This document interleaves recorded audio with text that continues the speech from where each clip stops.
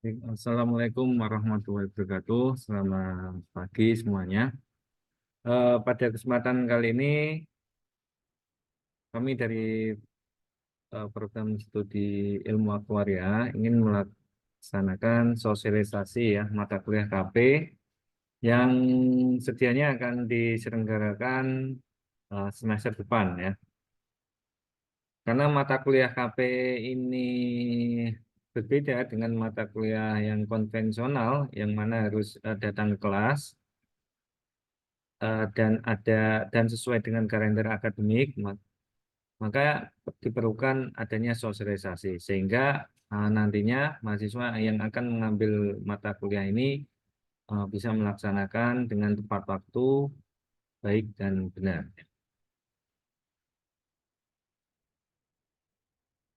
Ketentuan mata kuliah kerja praktek ya.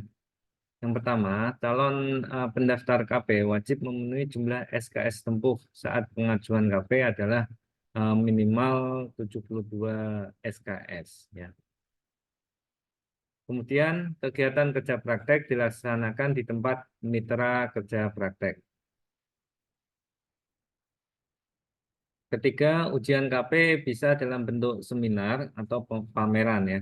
Yang untuk KP yang pertama kemarin, para mahasiswa lebih memilih yang pameran sehingga kita bisa bersama-sama memamerkan hasil kerja praktek kita.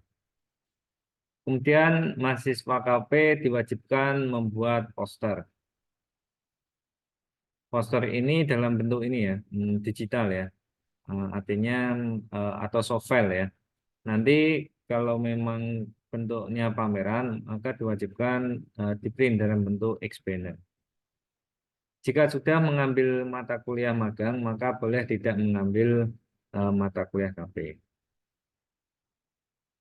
Menghadiri kegiatan seminar hasil atau pameran KP magang mahasiswa CMTI lain minimal 5 kali. Nah, bagi kalian nanti yang belum mendapatkan ini ya lambar kehadiran sebanyak 5 ya, maka nanti sebelum melakukan seminar hasil KP atau pameran KP, kalian wajib sudah menghadiri pameran KP atau seminar hasil dari prodi yang lain atau di prodi ilmu aktuaria.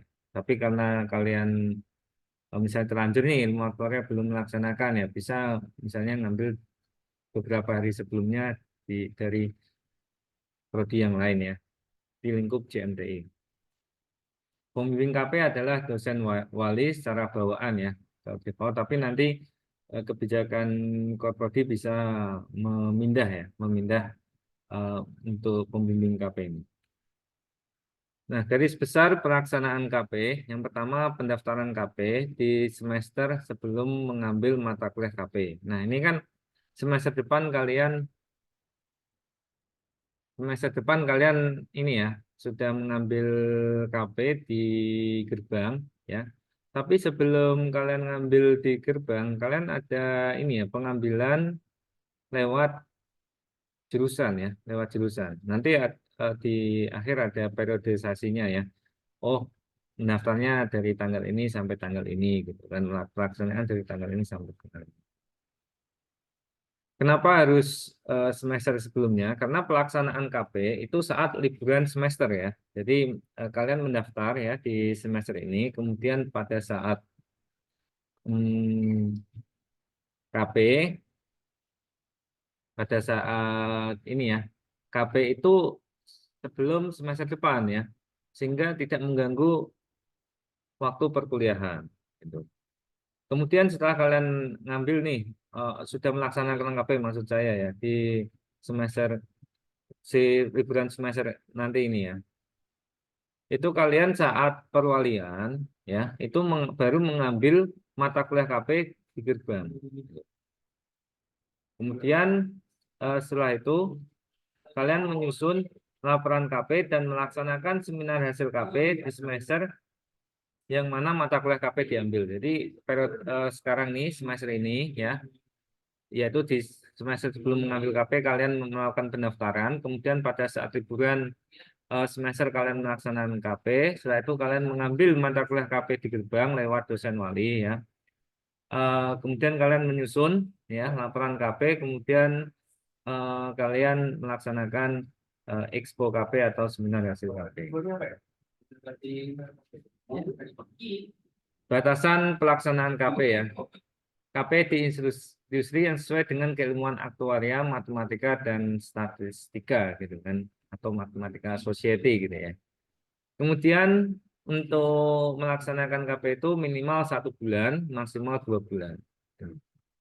Nah, kalau maksud dari sesuai dengan keilmuan aktuaria ya bidang ini ya, misalnya olah data gitu kan, kemudian pemodelan gitu. Kemudian kalau misalnya kalian beruntung bisa di bidang aktuaria yang menerapkan ini ya, menerapkan misalnya ilmu-ilmu yang sudah kita pelajari, kontingensi jiwa atau teori risiko. Kemudian yang ketiga, peserta KP mendapatkan tugas atau proyek atau kasus-kasus yang ada di mitra KP. Jadi kalau misalnya nanti kok mitra KP tidak memberikan tugas tertentu, ya, ya kalian minta gitu ya. Barangkali ada yang bisa kalian bantu gitu di tempat KP itu. Harapannya tadi ya, proyek atau tugasnya itu terkait dengan keilmuan aktuaria, matematika dan statistika. Nah, penyusunan proposal KP itu bersifat wajib, baik diminta ya maksudnya, diminta atau tidak. Siapa yang minta mitra KP ya? Misalnya mitra KP itu kok tidak minta, ya tetap kalian diwajibkan ya secara administratif di jurusan ya. Jika mitra memiliki format proposal tersendiri, maka format mengikuti apa yang ditetapkan oleh mitra. Misalnya mitra, oh kalian mau ini mengajukan KP ya di tempat kami, maka harus mengikuti proposal yang telah kami tetapkan ya kita pihak ITK mengalah ya, gitu. Tapi kalau misalnya nggak ada ya pakai format sesuai dengan panduan. Nah, pengajuan proposal KP itu boleh secara berkelompok. Misalnya, dan saya sarankan kalau misalnya kalian ini satu tempat ya, buat satu proposal aja gitu, ya. Satu proposal aja untuk berapa orang, 3 orang atau 2 orang gitu kan. Namun untuk laporan KP harus dibuat secara individu sesuai dengan tugas khusus yang diberikan. Walaupun misalnya tugas khususnya itu hampir-hampir mirip, ya misalnya satu tempat yang sama, ya ya tetap membuat yang berbeda supaya mahasiswa ini secara individu itu aktif gitu loh ya dalam membuat laporan dan bertanggung jawab pada pekerjaannya masing-masing, pekerjaannya dia sendiri ya. Kemudian batasan pelaksanaan KP. Dosen pembimbing KP merupakan dosen wali masing-masing kecuali jika diganti oleh prodi ya. Nah, untuk seminar KP atau expo KP, syarat pertama adalah nilai dari KP dari mitra ya.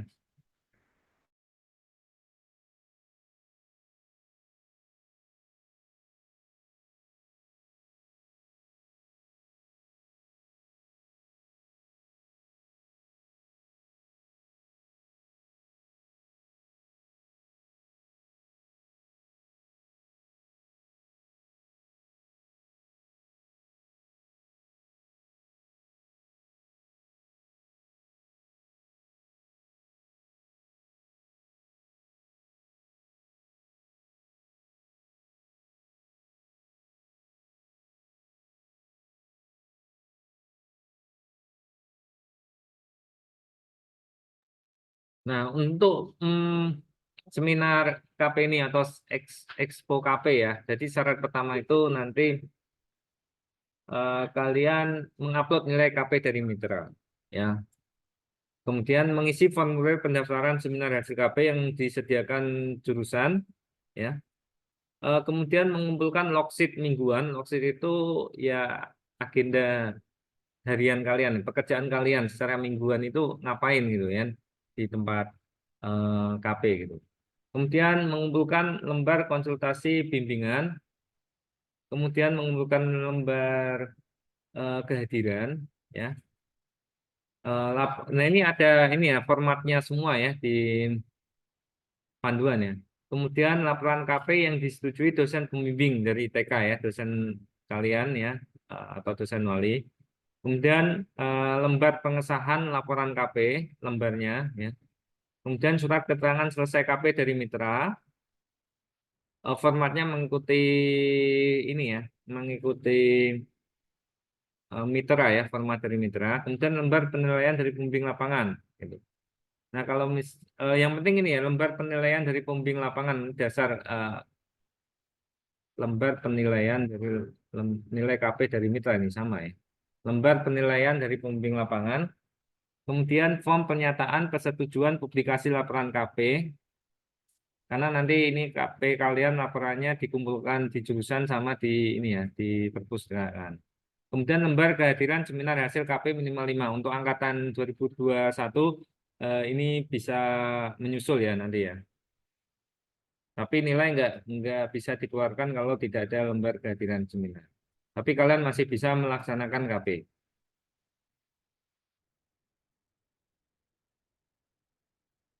Untuk angkatan 2022 dan setelahnya harapannya nanti sebelum KP sudah ini ya sudah memiliki lembar kehadiran seminar hasil KP ya.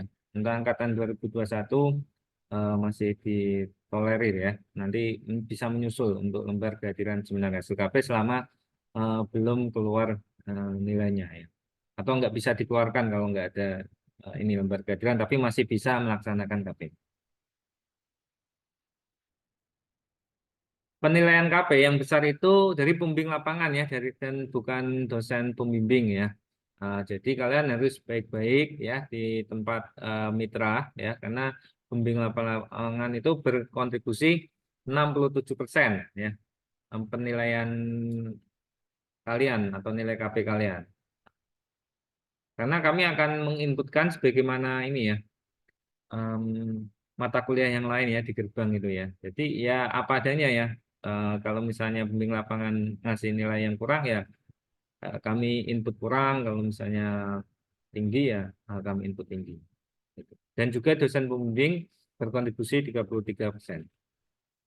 Nah, untuk penilaian KP itu yang dinilai kinerja ya selama KP presentasi ya presentasi atau saat kalian memaparkan ya saat memaparkan expo kalian kemudian poster kalian gitu kan. Ini poster ini ada ini ya ada apa namanya ada template-nya ya sesuai dengan panduan. Tapi kalau misalnya mau diubah sedikit atau modifikasi sedikit, yang penting tidak apa namanya tidak mengubah esensi gitu. Yang penting poin-poinnya ada semua, nggak apa-apa ya. Kemudian ada penilaian terkait dengan laporan KP. Gitu.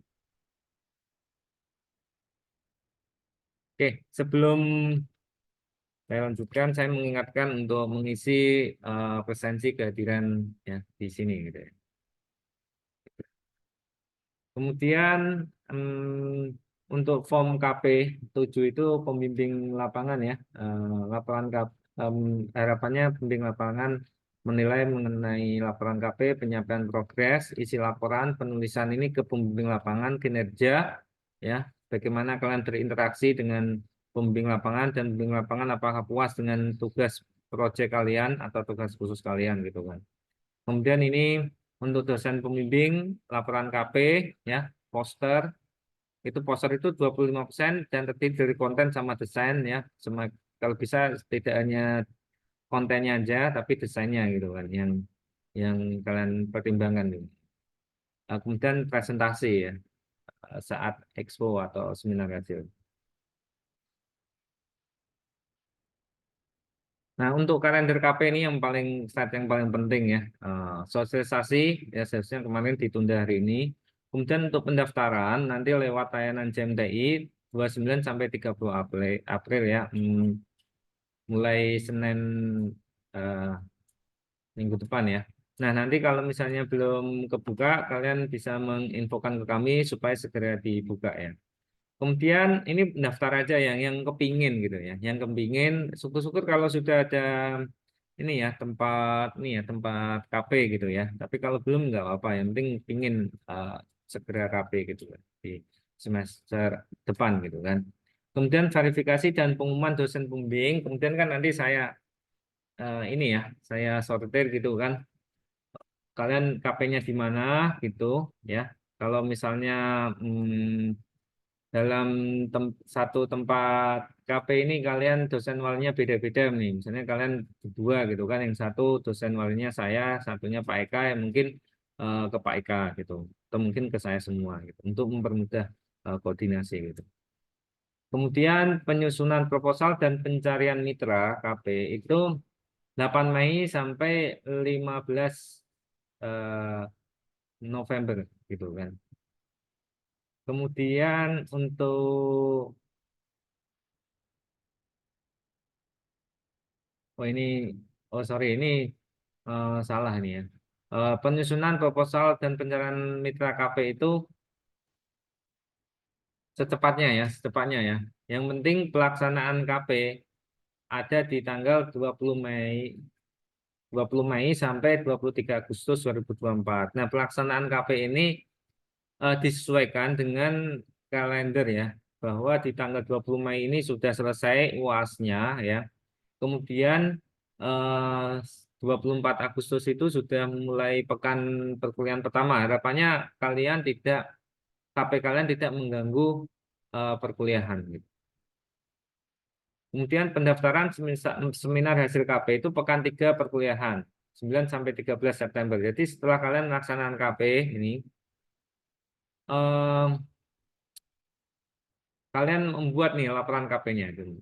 Kemudian posternya juga ya. Kemudian pengumpulan poster KP pekan 4 perkuliahan 16 sampai 20 September ya. Pelaksanaan seminar atau Expo KP itu 23 September sampai 4 Oktober. Ya nanti kita kesepakatan mau di tanggal berapa, saya sarankan di 23 September sampai 4 Oktober. Harapannya ketika seminar atau Expo KP itu kalian sudah selesai semua ya, tinggal mempresentasikan aja gitu. Maksudnya selesai semua termasuk revisi dengan dosen pembimbing ya, dan pembimbing lapangan. Ya. Kemudian pengumpulan lapangan KP maksimal 2 minggu setelah seminar atau Expo 7 sampai 18 Oktober 2024. Ini normalnya seperti ini ya. Nah, untuk linknya nanti kalian bisa buka di layanan JMTI untuk pendaftaran KP yang agenda yang paling dekat ya, yaitu pendaftaran KP. Mungkin itu saja ya yang bisa saya sampaikan mengenai sosialisasi KP ini. Mungkin dari kalian ada yang ingin ditanyakan atau ada tanggapan.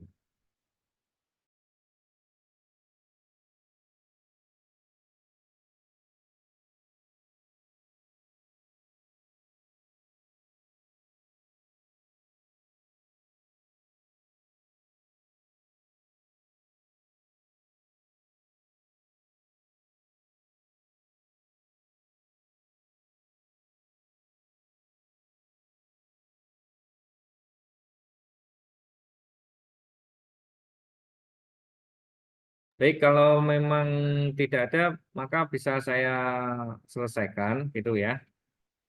Selain ini mata kuliah KP, itu ada mata kuliah yang unik lain ya, yaitu maksudnya perlu perlakuan khusus, yaitu mata kuliah TA, tugas akhir, dan mata kuliah magang gitu ya.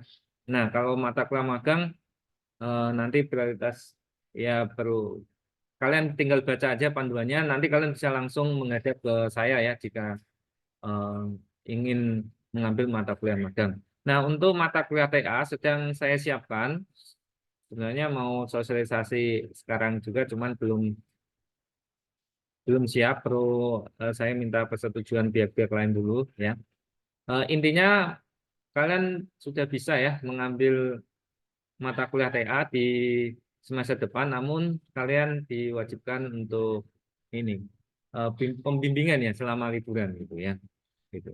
Selama liburan semester ini karena harus di apa pelaksanaan seminar proposal TA di awal semester gitu. Itu gambaran umumnya seperti itu ya. Gimana? Nggak ada tanggapan mengenai KP? Kalau memang nggak ada, ya saya sekiankan dulu ya. Terima kasih kalian sudah em, bersedia untuk mengikuti sosialisasi ini. Harapannya nanti kalian bisa melaksanakan kerja praktek ya dengan lancar. Kalau misalnya kalian mengalami kebingungan untuk apa mencari tempat KP ya, kalian bisa menghubungi dosen wali kalian masing-masing ya. Itu. Dan harapannya nanti pelaksanaan KP tidak mengganggu eh, minggu perkuliahan gitu. Ya, apa yang sudah terjadi di yang lalu, misalnya ada yang apa namanya mengganggu perkuliahan, ya kita minimalisir ya ke depannya, karena ini untuk kebaikan kita semua ya. Jadi KP-nya dapat, kuliahnya juga dapat. Sekian, terima kasih dari saya. Kurang lebihnya saya minta maaf. Saya tutup. Assalamualaikum warahmatullahi wabarakatuh. Selamat pagi. Oh ya, saya screenshot dulu ya. Bentar ya. Hmm.